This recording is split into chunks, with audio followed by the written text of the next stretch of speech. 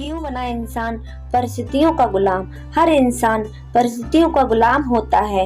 वो जिस परिस्थिति में रहता है वो उसी में ढल जाता है। इस कहानी में भी कुछ ऐसा ही होता है। पुराने समय की बात है।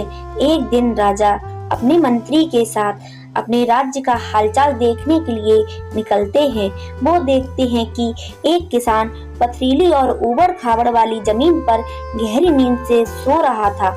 उस किसान को देखकर राजा अपने मंत्री से कहते हैं कि जरा इसे तो देखो, ये बेचारा इस असुविधापूर्ण स्थिति में भी कितनी शांति से सो रहा है, और एक हम हैं जो इतनी अच्छी सुविधाओं के बावजूद भी अगर थोड़ी सी भी अड़चन आई तो ठीक से सो नहीं पाते। मंत्री ने कहा, महाराज, ये किसान अब इस परिस्थिति में ढल गया है, इसलिए वो अच्छे से सो रहा है। अब उससे अपनी इस जिंदगी को स्वीकार कर लिया है। मनुष्य का शरीर बहुत ही कठोर होता है। उसे जैसी व्यवस्था मिलती है वैसे ही वो अपने आप को उन परिस्थितियों में ढाल लेता है। राजा ने अपने मंत्री से कहा कि मुझे ये बात सच नहीं लगती।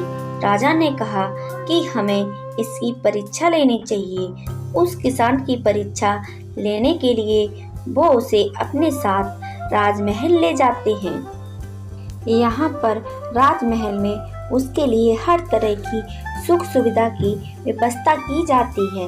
उस किसान को बहुत ही अच्छे नरम बिस्तर सोने के लिए दिए जाते हैं। किसान भी बड़ी खुशी के साथ राशि ठाट बाट का आनंद लेने लगा। इस तरह किसान को राजमहल में आए हुए 2 महीने हो गए। अब किसान भी इस सब सुख सुविधाओं का गुलाम बन गया था।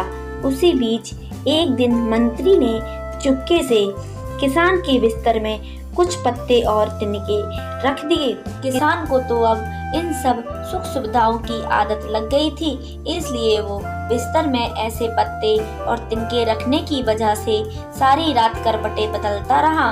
उसकी नींद भी ठीक से पूरी नहीं हो पाई। अगली सुबह राजा और मंत्री उसके पास उसे मिलने के लिए पहुंचे। उस किसान ने राजा से शिकायत की कि उसके बिस्तर में कुछ खुजरने वाली चीजें हैं और इस चीजों की वजह से उसे पूरी रात ठीक से नींद भी नहीं आई।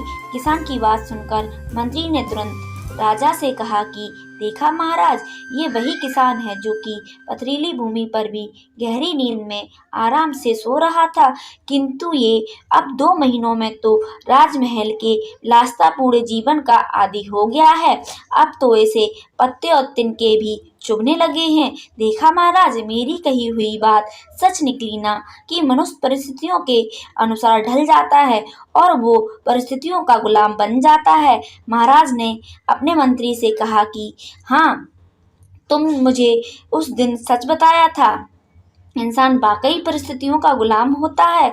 हमें अपने शरीर को ज़्यादा सुख सुविधाओं का आदी नहीं बनाना चाहिए, क्योंकि हम वैसे ही बन जाते हैं जैसा हमने अपने आप को बनाया होता है। अगर कहानी अच्छी लगी हो तो लाइक, कमेंट एंड सब्सक्राइब करना मत भूलना। कहानी सुनने के लिए बहुत बहुत धन्यवाद।